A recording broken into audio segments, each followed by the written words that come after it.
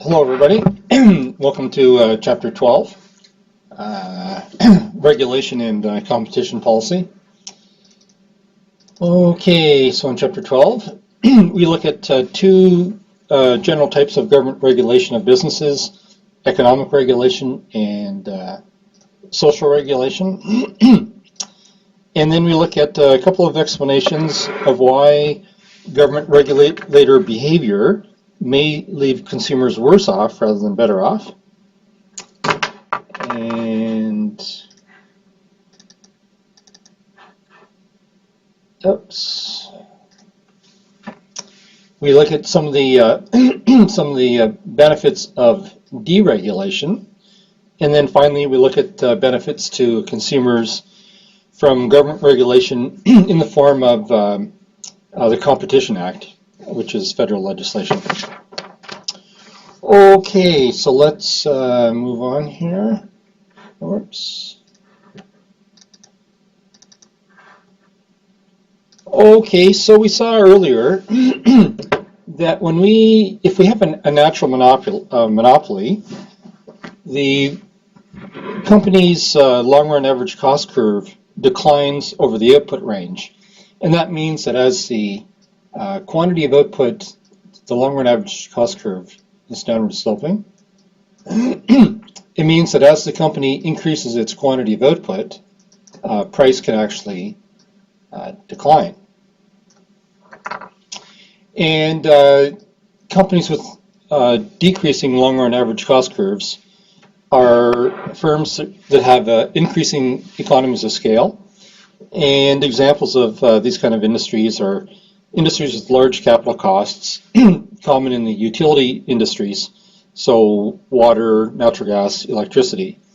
And it can be more efficient for one company to serve the entire market rather than having a bunch of smaller operators. But because there's natural monopolies, the governments get involved in order to try to improve their efficiency. Okay, so oops.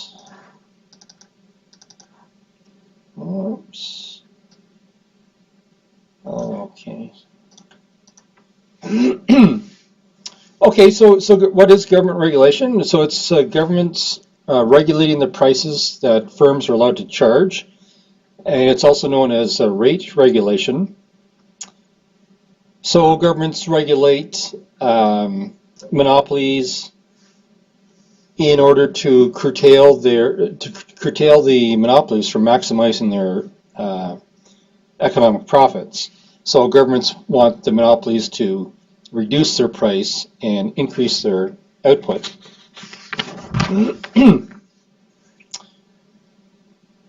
So the next little diagram, we've seen this diagram before. So this is a diagram of an unregulated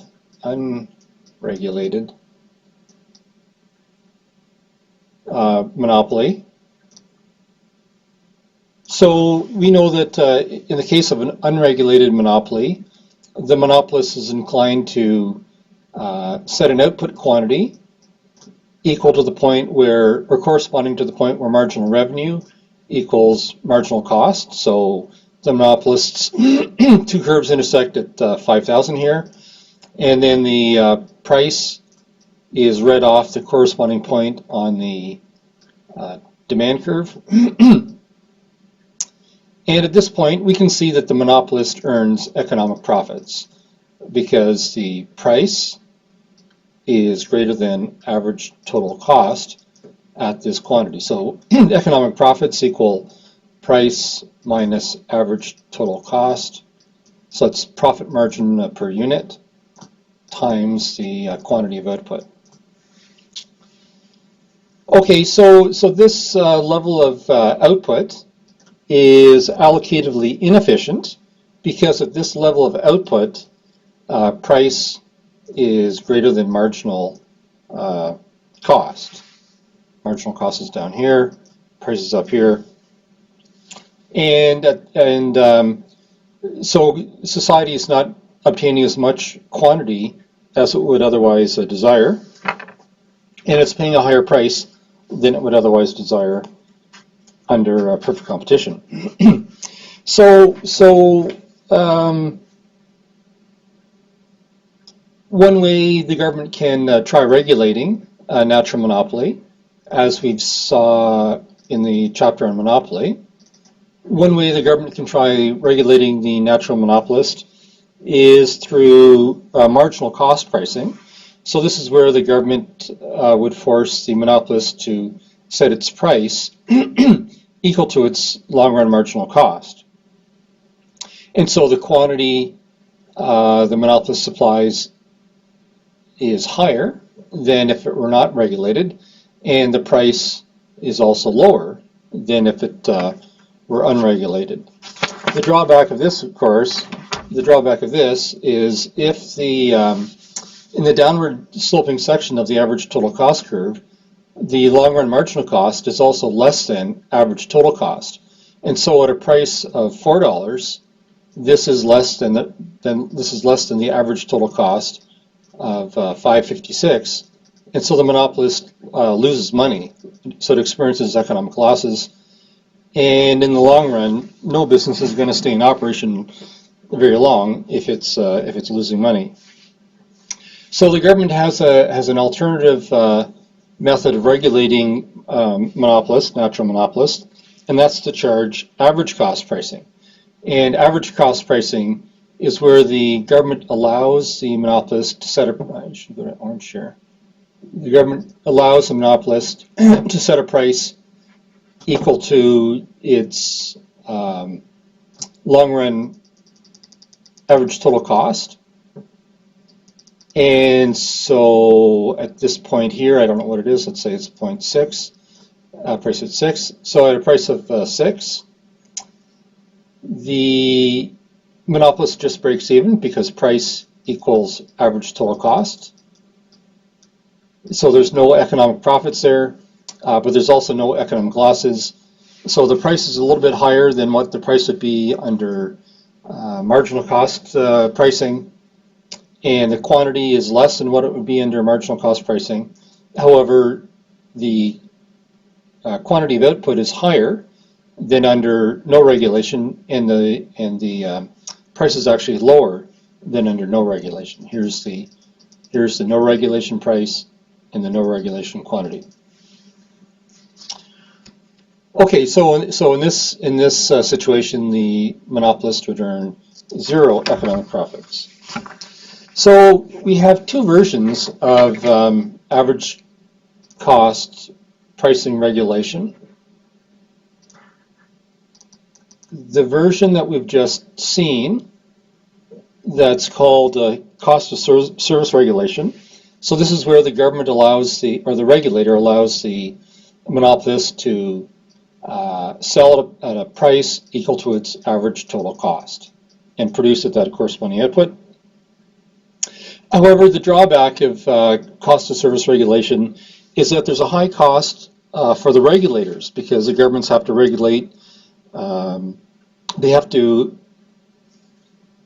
monitor the size of the firm's assets, they have to monitor its costs, and so it can be a very costly form of regulation. And so a second version of average cost pricing regulation is known as rate of return regulation. And rate of return regulation.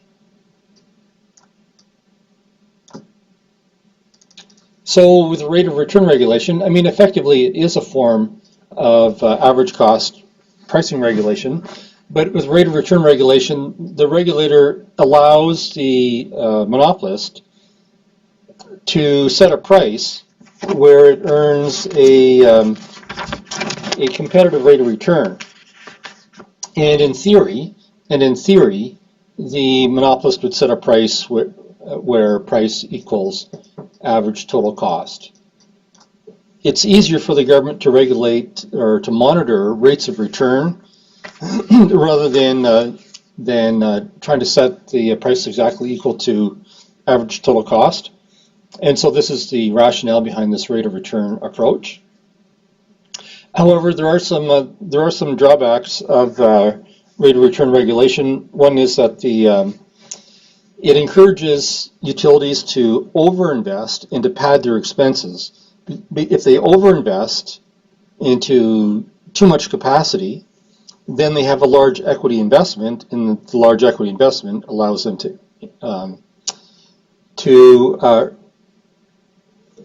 justify higher profits in dollar terms, and it does not give the monopolist any incentive to reduce capital expenditures. And then a second drawback of this rate of return approach is that companies focus simply on the price of the product and the quantity provided rather than the quality. So it may be that there's some sacrifice to the quality. So rate of return regulation is the norm in Canada, and I've got some slides to kind of show this to you.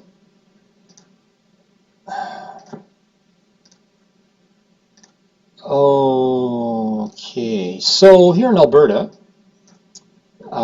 utilities are regulated by the Alberta Utilities Commission. And they have some information. So the Alberta's Utility Commission regulates the utility sector, natural gas, electricity markets, and they have some interesting information about their operation. So what do they tell us here? They say that utilities tend to be highly capital intensive in nature. To get natural gas, electricity, and water to end customers. Utilities are considered to be natural monopolies in the provision of these services, and thus they're subject to regulation. And the regulation allows the providers to earn a quote-unquote fair return. So just coming up to, this relates to what's coming up next. It says, in establishing our rates, our mandate is to balance the interests of both consumers, our customers, and the regulated service providers. And the regulated utility is given the opportunity to recover its reasonable costs, including a fair return on its investment. Okay, so this is Alberta, so this is quite common across Canada to have these kind of regulators. And the next little slide, has some of the rates of return that regulators allow large utilities across the country. So here's two different measures of rate of return. One is return on common equity, the other is common equity ratio. Oops, better go to blue. Okay, so in Alberta we have AltaGas and we have ATCO. So in 2014 they were allowed to earn 8.75% return on common equity. And in British Columbia you have FortisBC, Fortis Energy. They were allowed to earn between 10.9, 9.25, and 8.75. So certainly Alberta's kind of in the right ballpark here. Pacific Northern Gas, that's a natural gas company in BC, 9.5%. Union Gas, I think that's Ontario. Sask Energy. Anyways, so Alberta is certainly in the right ballpark, or in the same ballpark as other utilities across the country. So in the electricity market, we have ATCO Electric and EPCO, I think that's Edmonton, in Alberta here, so they are allowed to earn 8.75% return on equity. Compare that to FortisBC, 9.15%, Manitoba Hydro, Maritime Electric Company, 9.75%, Newfoundland and Labrador, Newfoundland Power Corporation, 8.8%, Ontario, 9.36%, Saskatchewan. Anyways, so here's a rates return that different regulators across the country allow the utility monopolists in those provinces to charge. Okay, so, oops, make that big, okay. Okay, so we said we have two forms of government regulation of businesses, economic regulation and social regulation. So social regulation is concerned with, is aimed at improving the public welfare in terms of improvements to the environment, safety working conditions, or safer products. So, you know, in many industries, in most industries, you'll have occupational health and safety regulations. We'll also have employment standards. So if we're subject to provincial labor law, then the provinces have provincial employment standards laws. And if we're subject to federal employment law, then the federal government has the Canada Labor Code.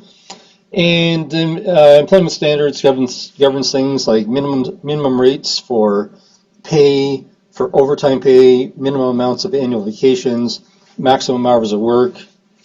And on page 316 of the book, there's a list of some other federal regulatory agencies across the country: the Canadian Dairy Commission, Canadian Radio and Telecommunications Commission, Canadian Industrial Relations Board, Transport Canada, and so on. So we have quite a few social regulatory bodies across the country, at both the provincial and the federal level. Okay. So even though government regulation is well intended, there are some drawbacks of government regulation, and one of the significant drawbacks is the cost. The book talks a little bit about the cost of regulation in Canada, government regulation, and I have a brief news article here that kind of highlights it. In Canada, the cost of government regulation is about 50% higher than in the United States. So this is from 2014. This is from the Globe and Mail. So it says, outside of industries directly related, all industries bear a cost of complying with government regulations. The OECD, so this is an international body that monitors the economies of the developed countries. The OECD estimates that this costs the Canadian economy about 12% of its GDP. When we come to macroeconomics in the second term, GDP is the value of all the final products produced in the economy within a 12-month period, within a year. So the OECD estimates that the cost of businesses to complying with government regulations is about 12% of GDP, and this is more than 8% that it is in the United States. So if it's 8 in the United States, it's 150% higher in Canada.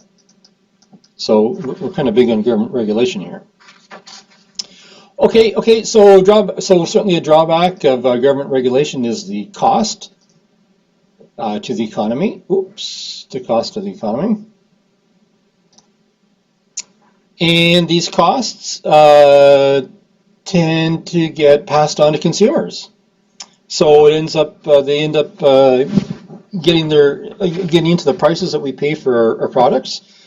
So ultimately, the consumer pays the cost of regulation. And another drawback of government regulation is that it's sometimes difficult to measure what the benefits are. We know that we benefit from having safe working conditions because there's minimum employment standards and there's occupational health and safety regulations that employers have to abide by. But we don't have a good sense of the value of those benefits. Likewise, having a cleaner environment. We all appreciate having fresh air, but we don't have a good sense of the full value of that benefit. And then another drawback that the authors mention is that some government regulation is ineffective. And the book talks about in the broadcasting industries in Canada, in radio and TV, we have Canadian content regulations in Canada. So a certain quantity of Canadian produced music and TV shows have to be broadcast. But we know that we can kind of bypass that some stuff by tuning into American stations or getting on the internet and kind of bypassing some of that stuff. Okay. Then we have some. We also have some potential side effects of government regulation, and we have two side effects. One is so-called a creative response by the regulated.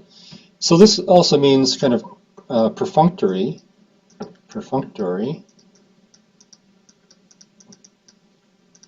compliance. So the government says, hey, you've got to play a certain amount of Canadian music on the radio, and the radio station says, sure. And they do comply, but they comply with the letter of the regulations, the letter of the law, rather than the spirit. So yes, Canadian radio stations play lots of Justin Bieber music, but really Justin Bieber lives in the United States. He makes most of his money down there. So is he really Canadian? His albums are produced in the United States. Yeah, it's Canadian, but it's not necessarily fully Canadian. Anyway, so it's kind of this creative response, perfunctory compliance. It's sort of compliance with a bit of an attitude attached to it. Okay, and then the second potential side effect of government regulations is this so-called feedback effect, otherwise known as unintended consequences. Unintended consequences. So when the government adopts regulation, there's an objective to be achieved, and the objective sounds good. However, it can backfire a little bit. And there's some examples in the book of this. One is on page 318. It talks about enhanced safety regulations in vehicles that actually encourage reckless driving, and so you have more accidents than previously. So I have three examples to show you. One of them is from the book, and it's that very one about seatbelt regulations. I mean, actually resulting in more deaths than before seatbelt laws were adopted. So seatbelts have not always been mandatory. You people probably don't fully appreciate that because you're so young, but when I was a kid, certainly seatbelts were not mandatory. I don't even know if there were seatbelts in vehicles way back then. Anyways, so what do we have here? So these are some American figures, but I have no doubt that they apply equally to Canada. Okay, so seatbelt laws were intended to save lives in motor vehicle accidents, but they've given rise to this unintended consequence.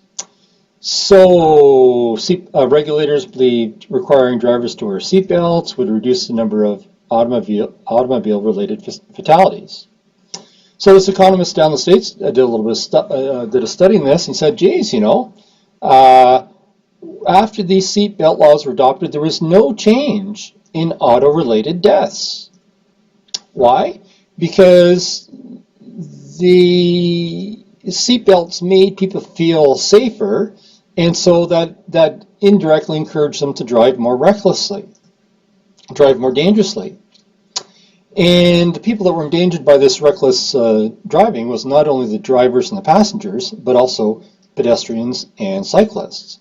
So after these seatbelt laws were adopted, there were actually more deaths amongst pedestrians and cyclists caused by vehicles. Even though there was no increase in the number of fatalities by drivers, there was an increase in fatalities in these bystanders. Okay. Then another little example I've got here, which is I think is kind of interesting. It's the effect of more stringent fuel efficiency laws for vehicles. So again, there haven't always been any such laws, but so way back in the 70s, when we had the energy crisis, governments forced automobile manufacturers to design vehicles that were more fuel efficient. But this fuel efficiency it kind of backfired a little bit. So there were some unintended consequences of this improvement in fuel efficiency. So increased fuel efficiency appears desirable because it would lead us to consume less fuel. But the way automotive manufacturers achieved that was by reducing the weight and the size of the vehicles. So yes, the vehicles are smaller and lighter, but if you get into an accident, you have less protection than you had in the first place. And so after these fuel efficiency laws came into effect, the number of automotive-related deaths increased because the vehicles couldn't protect people as safely as before. So fuel efficiency standards result in an additional 2,000 to 4,000 deaths per year. This is in the United States. And another unintended consequence of this improvement in fuel efficiency is now it costs less to drive, so people drive more. And as they drive more, it leads to more traffic congestion and more accidents. Okay, and then the final little example, which is a quite relatively recent one that maybe even you students, most of you students will remember. You'll remember a couple years ago, governments across the land adopted regulations requiring stores to charge for disposable shopping bags. And so people started getting these recyclable, reusable shopping bags, these cloth bags. However, it turns out there's an unintended consequence from that regulation. And the unintended consequence is, if you use one of these reusable shopping bags, you end up, statistically speaking, you end up buying more junk food. And so eating more junk food is bad for your health. So this is from earlier this year. This is from 2015, right? Anyways, okay. So shoppers that remember to bring reusable shopping bags to the grocery store tend to be more environmentally minded, but they're also likely to treat themselves with junk food when they get there. So some Americans conducted a study. They found that bringing reusable bags increases the purchase of environmentally friendly organic foods, but also quote-unquote indulgent foods like candy, chips, ice cream, and cookies. So people feel virtuous because they're acting in an environmentally responsible way, and then they reward themselves, and I'm just as guilty as anyone else here, then they reward themselves for feeling so smug by treating themselves to junk food that contain lots of fat, salt, and sugar, which is not going to be good for our health. Anyway, so here's an example of a government regulation that's kind of backfiring on the health of members of society. And I have no doubt that that's equally true in Canada as it is in the United States. Okay, let's just move on here. Okay, so we have government regulation, we have economic regulation, and we have social regulation. And we know that sometimes government regulatory behavior can backfire because we can have these law of unintended consequences. So the question is, why do regulators adopt or implement regulations that aren't good for us? And there's two explanations. One is the so-called capture hypothesis.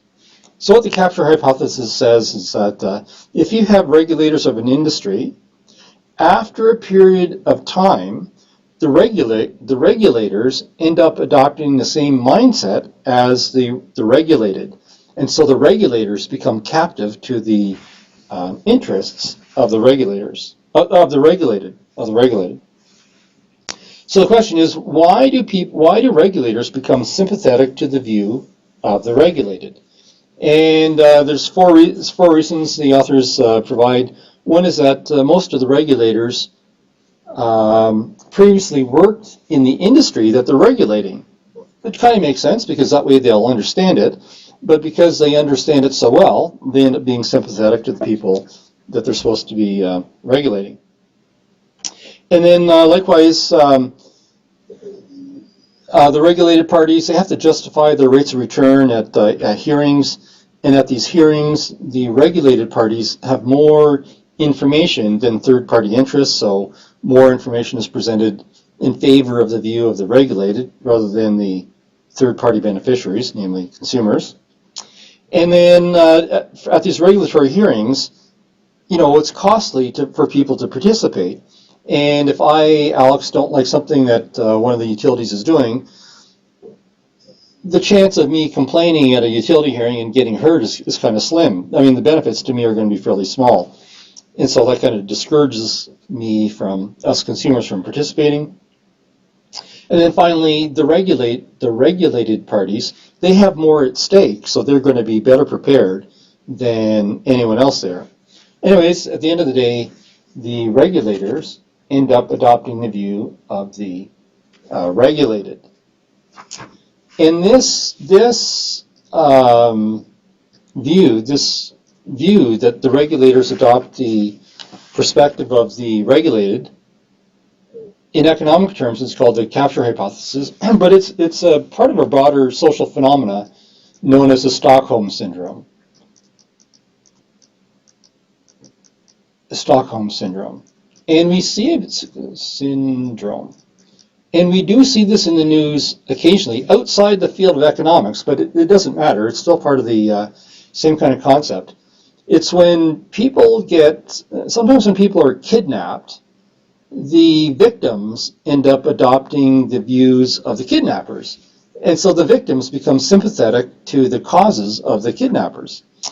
And the name for this came from a kidnapping in Stockholm, Sweden. I can't tell you when, but certainly when I was a kid, this is telling you how old I am, back in the 1970s, there was a lady by the name of Patty Hearst, and she was the granddaughter of the Hearst family that owned a large newspaper chain in the United States, and she was kidnapped.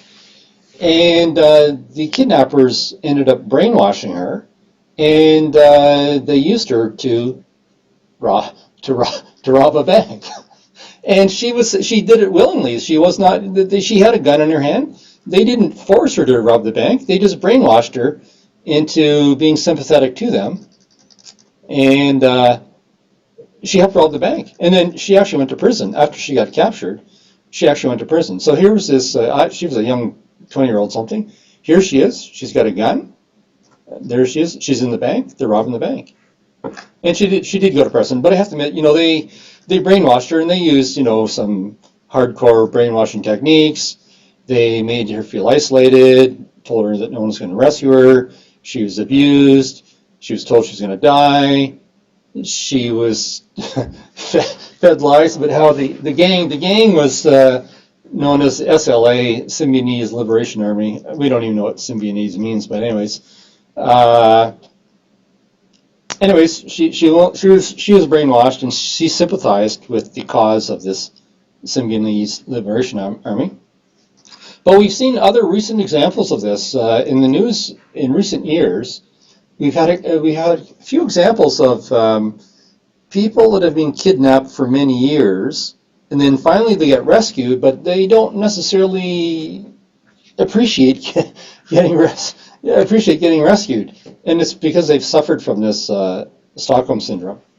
So we've seen a couple famous examples. So in 2012, this lady by the name of Elizabeth Smart, she was kidnapped for 8 years. So she must have been released in 2010.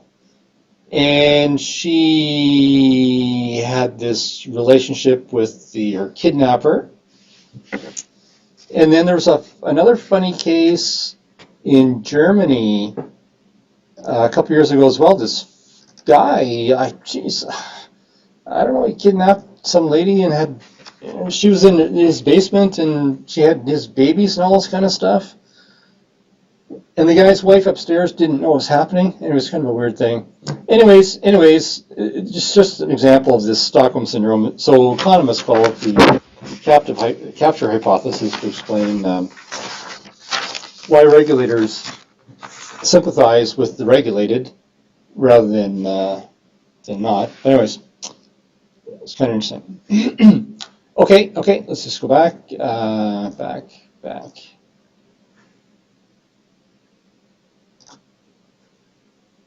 Okay, so our second explanation of why regulator behavior can sometimes leave consumers worse off.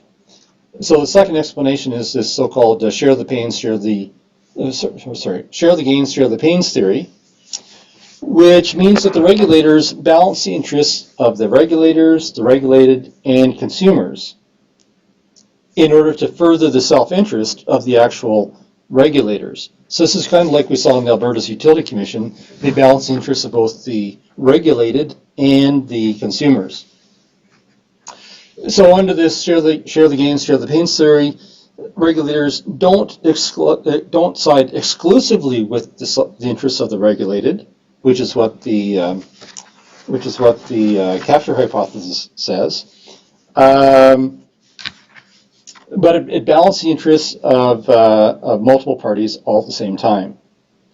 And this explanation, share the gains, share the pains theory, this explanation is a subset of another economic phenomena known as the principal agent problem. And so this is actually a very common phenomena. This is where one party, known as the principal, hires another party, known as the agent. So the principal hires the agent to do work on behalf of the principal, but the agent kind of hijacks the whole process, and the agent acts out of his own, her own interests, rather than in the interests of the principal. And so the agent has conflicting interests. The agent has interests towards the principal, and the agent has his own self-interest, and the agent kind of lets his self-interest prevail. So a good example of this is in a company, you have the shareholders, and the shareholders hire managers to run the company for the benefit of the shareholders. But once the managers are hired, the managers end up paying themselves high wages, high bonuses and whatnot, which is contrary to the interest of the shareholders. But it's because the agents have kind of hijacked the agenda. Anyways, it's kind of a common phenomena. Okay, let's move on. Okay, so we've spoken about the costs of regulation.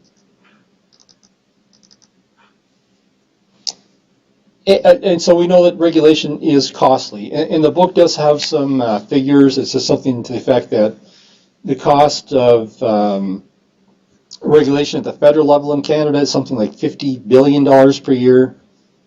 And the cost of all regulation, federal, municipal, and provincial is even higher. And I showed you the slide before that said that the cost of all government regulation in Canada is about 12% of GDP versus about 8% in the United States. So if regulation is so costly, society has an incentive to deregulate.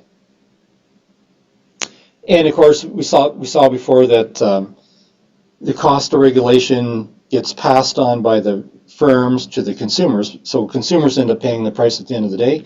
So if we can reduce the cost of regulation, consumers should benefit at the end of the day.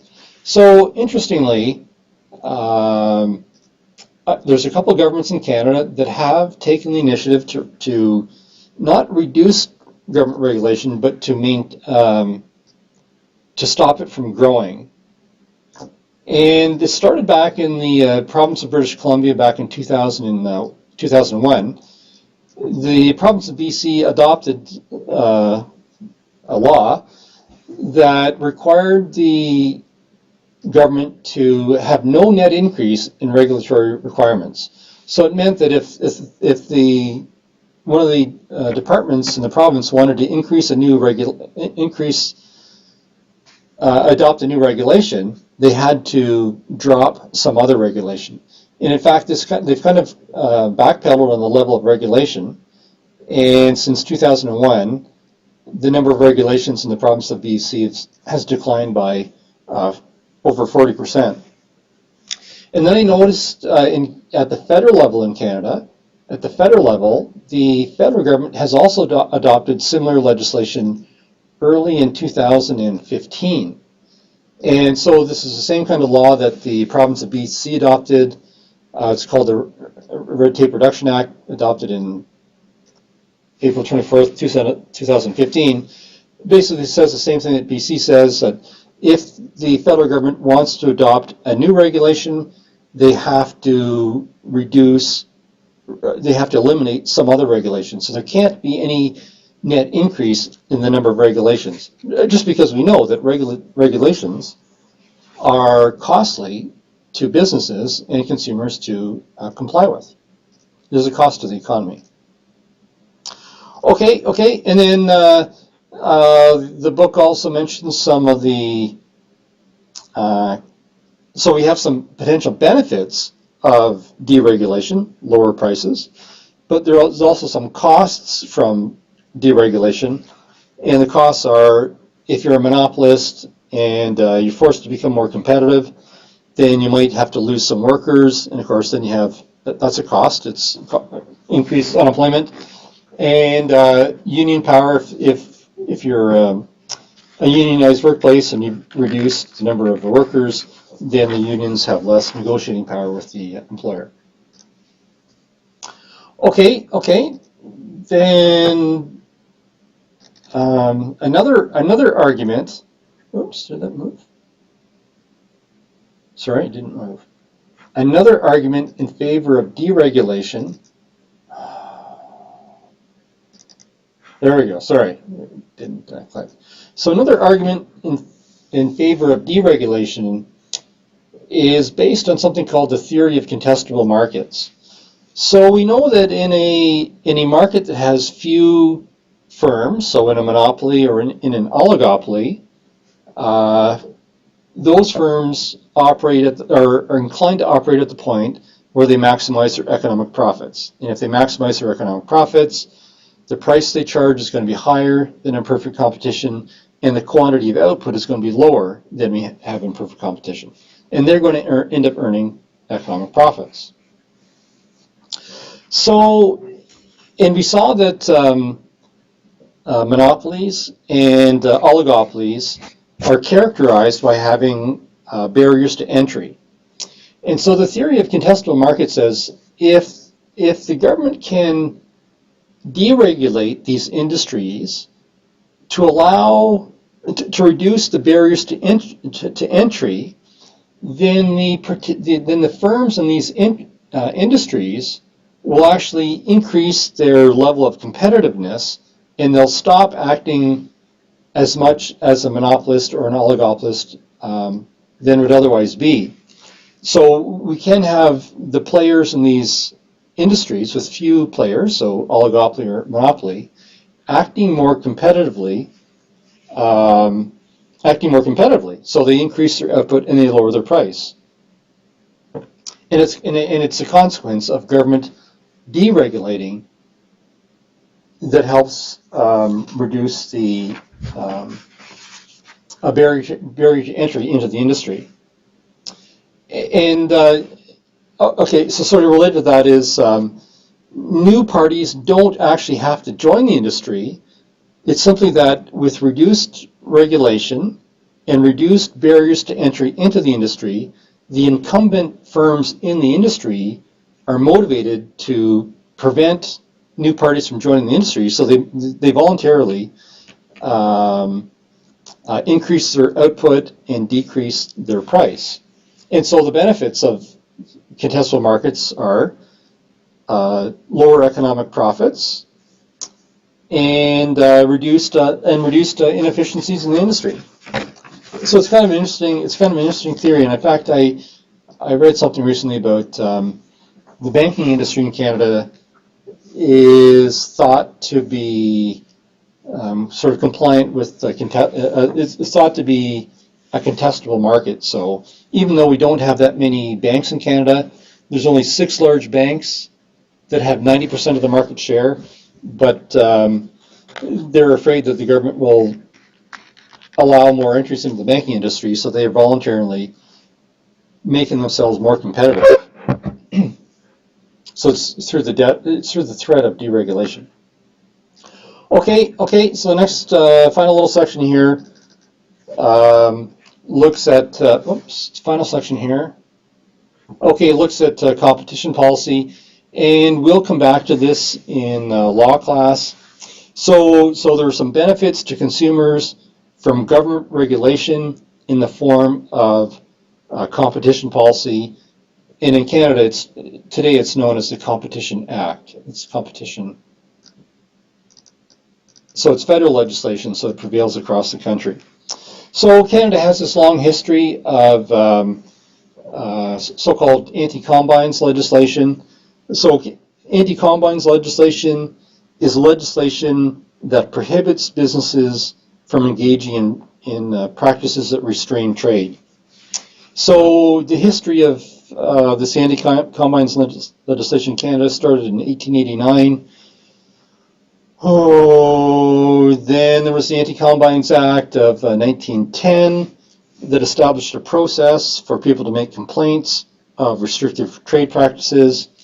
And then in 1960, the Combines Investigation Act made offenses, anti-competition offenses, civil rather than criminal offenses.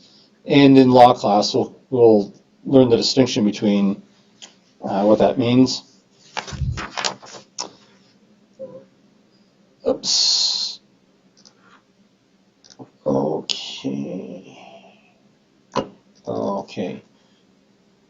Okay, so again, continuing on with this history of Canada's anti-combines legislation, in 1986, the Competition Act and the Competition Tribunal Act were passed.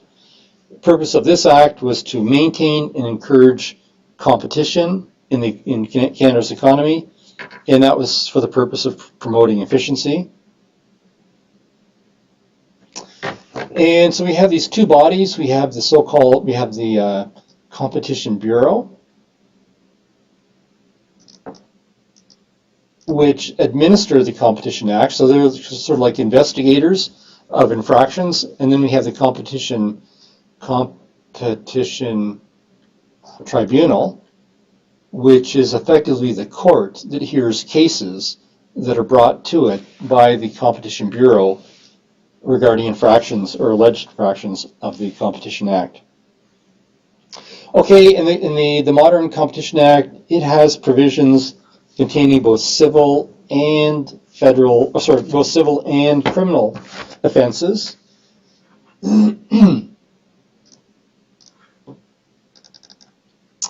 So there's a big long list of prohibited anti-competitive behavior described in the Competition Act. So one of them is known as the abuse of dominant position. So abuse of dominant position means the behavior of dominant firm aimed at significantly reducing competition in the market through so-called predatory pricing. Predatory pricing. So predatory pricing is when a company reduces its prices in order to eliminate competition. So this abuse of dominant position also involves use of a so-called fighting brand. So fighting brand is, you have some businesses in a market, and you have some established brands out there, and a new guy wants to come into the market and wants to kick everybody out. So the new guy comes up with a new branded product, but also comes in at a lower price in order to kick those other guys out. And then once they're out, of course, you jack up the price. Anyway, so a fighting brand is used to eliminate a competitor. Okay, so there's a whole bunch of other forms of abuse of dominant position. Another thing the Competition Act prescribes is it can prohibit mergers between companies that are detrimental to the public interest. And so the Competition Bureau reviews corporate mergers over a certain value, and they see they review the impact of the merger on remaining competition, the availability of substitutes, and what the efficiency gains are, and whether or not those efficiency gains are passed on to consumers. They don't necessarily rule out all mergers, even if it's not always in the consumer's interest. If it's for the economy's interest, if it's in the economy's interest, and not in consumers' interest, they might still allow the merger to go ahead. Okay. Then you have these anti-competitive conspiracies. So this is cartel. So the law says the firms in an industry cannot conspire to set prices that hurt consumers. You can't set prices with the competitors, or to unduly restrict competition, so the big guys get together to lower the price to prevent other guys coming in. And then finally, it outlaws price discrimination that's used to lessen competition. Yes, they can practice price discrimination, but if it's for anti-competitive practices. Okay, and there's even more. There's competition law is a big area of law. Okay, so we have laws against so-called resale price maintenance. So this is price maintenance is when the product vendor, so a product manufacturer, tells the reseller what price they must charge. So that's illegal in Canada. If the retailer wants to sell that price, wants to sell the product at a discounted price, they have to be able to do that. Okay, the Competition Bureau also outlaws so-called exclusive dealing and tied selling. So exclusive dealing is where the vendor only sells to the buyer on the condition that the buyer won't buy the same product from another competing vendor. And tied selling is where the vendor requires the buyer to buy a product only if he buys other products from the same vendor. So that's outlawed in Canada. But of course, businesses are smart. They try to find ways around this. And then there's a bunch of prohibited deceptive marketing practices. So, for example, bait and switch. You know, the vendor advertises one product, you go to the store, it's no longer in stock, and so they only have the more expensive product left over that you have to then buy. So bait and switch is also illegal under the Competition Act. Anyways, there's a long list of prohibited practices under the Competition Act, and we'll come back to some of them, I think, in both marketing and law class. Anyways, that's it for Chapter 12. So we'll talk to you later.